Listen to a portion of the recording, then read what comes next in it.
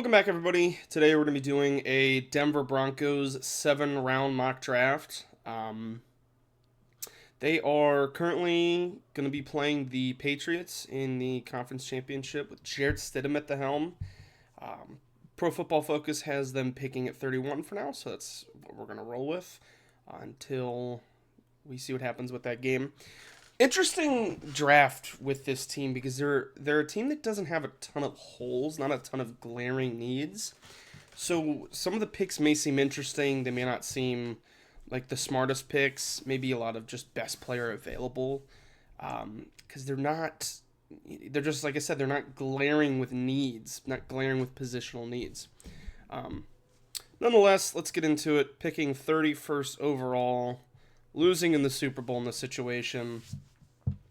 What are we looking at here at pick 31? I know a lot of the picks is going to be Kenyon Sadiq if he's here. I don't love Kenyon Sadiq, just his style of tight end worries me. I'm prepared to be completely wrong on him, but nonetheless, I don't think he'll even be here at 31, so that's not even really something you have to worry about. Obviously, linebacker is a need. They kind of have an older, injury prone, and just not very talented linebacking group. Um, there's no one here at pick 31 that I think is worth that selection. There's no tight end here that I think is worth this selection. I'd be interested in Jadarian Price and Jonah Coleman. I'd be interested in where was I was going to interested in Keith Abney potentially. I know a lot of people would say, "Well, we don't really need corner," but you're paying Pat Surtain a ton of money. You don't really want to pay other corners. You'd like to keep the rest of that room cheap, so you're not just spending tons of money in the secondary. So drafting a good young corner and developing them while you still have other corners on the team isn't a horrible idea, especially like I said when they don't really have a ton of other glaring needs.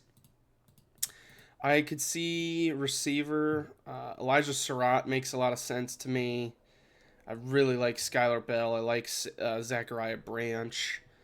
Um, this is a team that's just interesting because there's just without a glaring need, it's hard to focus in on one player.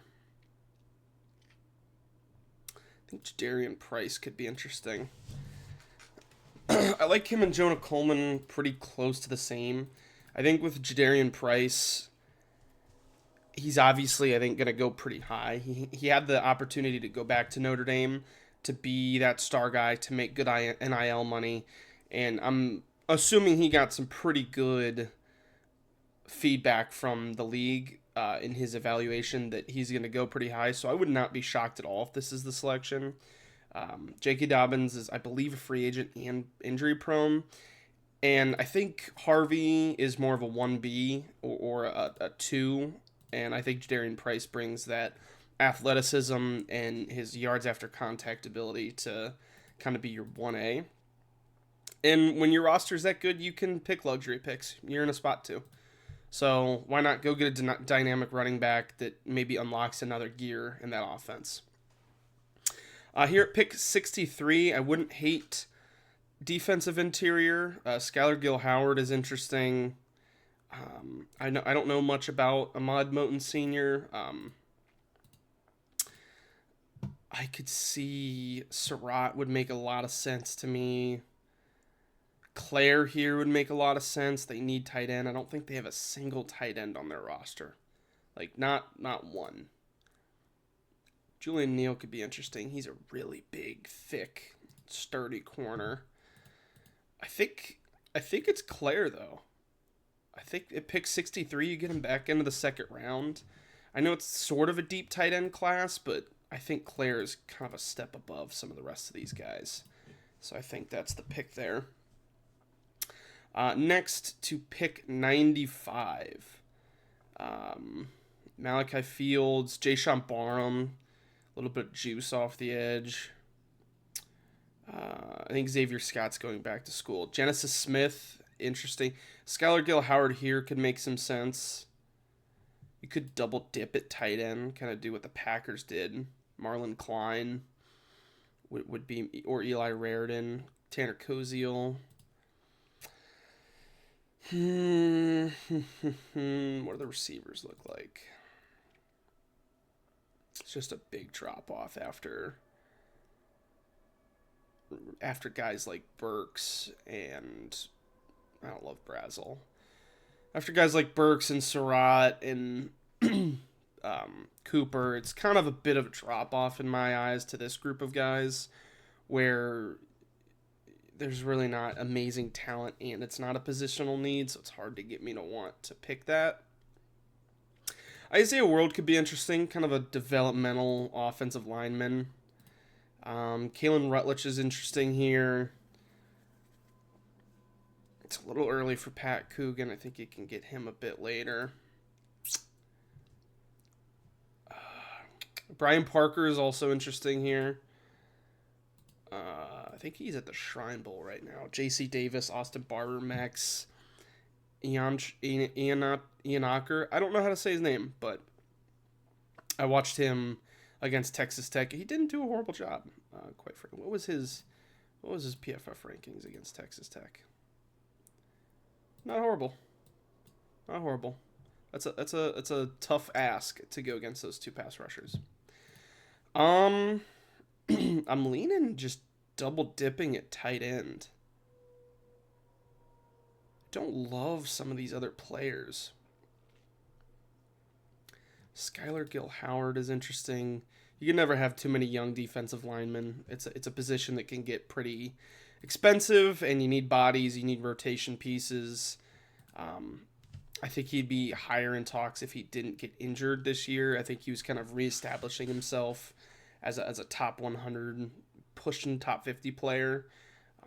One of those guys where you look back and you go, how did they get them at pick? Da-da-da-da-da-da. If you go Skylar Gill-Howard here, you could still get Koziel, who I really like. You could still potentially get Raridan, which I view similarly to Klein. I think that's the pick.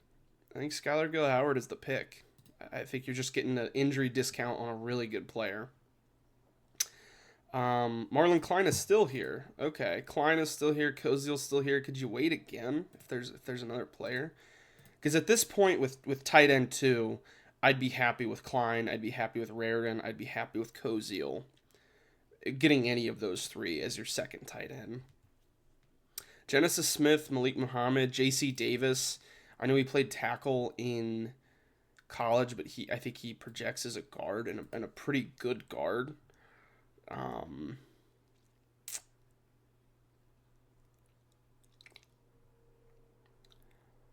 That might be the move. Let's look at receivers again. Eric Rivers is interesting. Bryce Lance is interesting just because he's got insane size. And he moves really well for his size. Kevin Coleman, I really don't think is going to go this low. I think he's a guy that's going to rise into the top 150. I don't see him going this low. I like him probably better than all of these guys. Genesis Smith is interesting.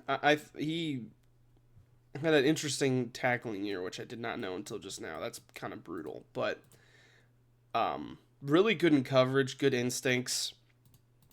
Kind of a bit of a playmaker on the back end, which could be interesting.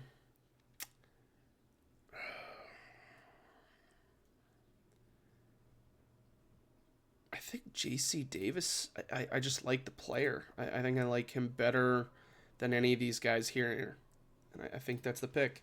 Gives you potential swing interior offensive lineman, can play tackle in a pinch if you really need him to. And it worked out perfect. Tanner Koziel is still here. Terrible run blocking grade. That's not what you're going to ask him to do. In a league that is pushing towards 12 personnel, which is just having 2 tight ends on the field, you can have guys who are more specialized in one aspect of being a tight end. Obviously, it's still preferred to have a guy who can do everything. That's why guys like Tanner Koziel are not top 100, top 50 picks. But I think we're trending towards an era where tight ends can be highly specialized and less of jack of all trades, because you can have two guys out there.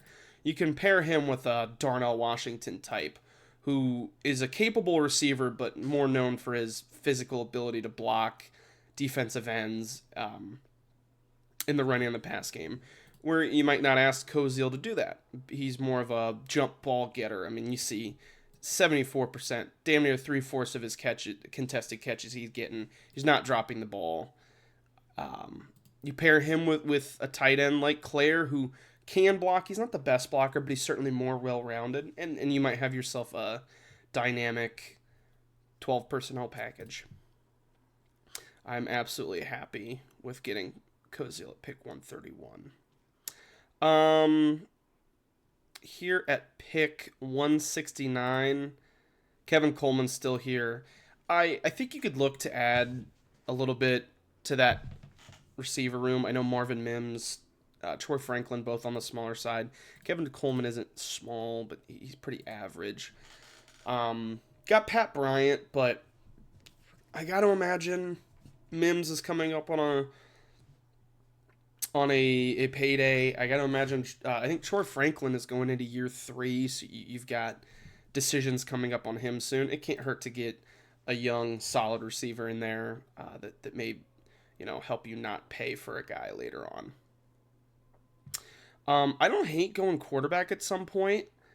If you take a guy in the 7th round and he ends up becoming just a cheap backup, you're thrilled with it. It saves you money from having to pay a Mason Rudolph $8 million a year, whatever he's getting paid. And it gives you a cheap young backup for 4 years. And if you re-sign him, you can re-sign him usually on a cheaper deal. So I don't hate that. We never got a linebacker. There was just never a spot for one that felt like it fit. Bryce Bosher, I believe is how it's pronounced. Could be a solid pick here. He's a good athlete. It's a bit undersized, but I could see that. Scooby Williams. It's like Scooby, right? Love that name. Yeah. Is that the pick right here?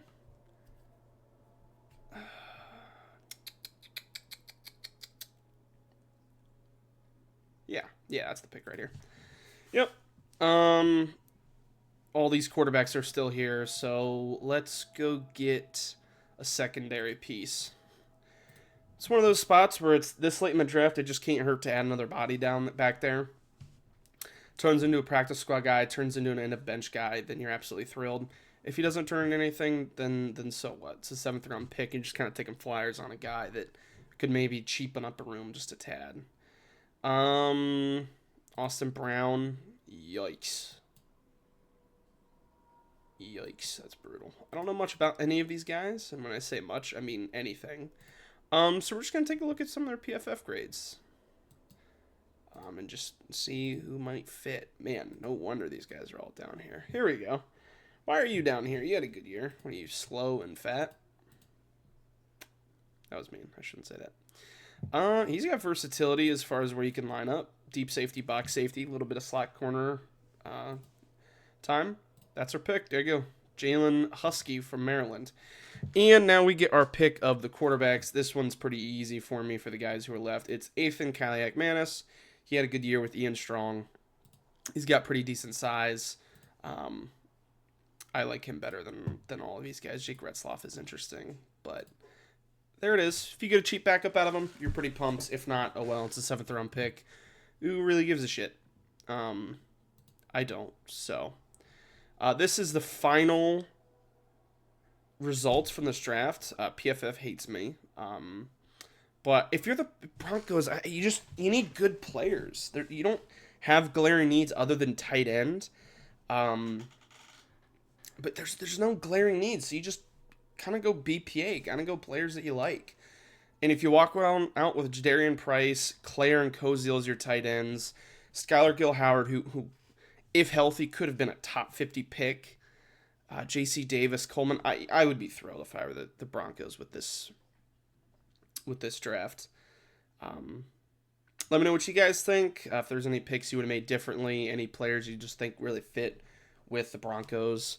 I guess the one thing I wish we could have done is gotten a linebacker higher, but I just never really saw the opportunity to. But yeah, let me know what you guys think down below. If you like the content, make sure to like, make sure to subscribe. We're going to be going through all 32 teams, doing a 7-round mock draft leading up to the actual NFL draft in April. We're also going to be doing first-round mock drafts, player evals, and some other draft content in there. So if you're looking for another opinion, if you're looking for another source to just kind of learn about these guys and get a different perspective, like I said, subscribe, stick around. But other than that, that's all I got for you guys. Appreciate you watching. Have a good one.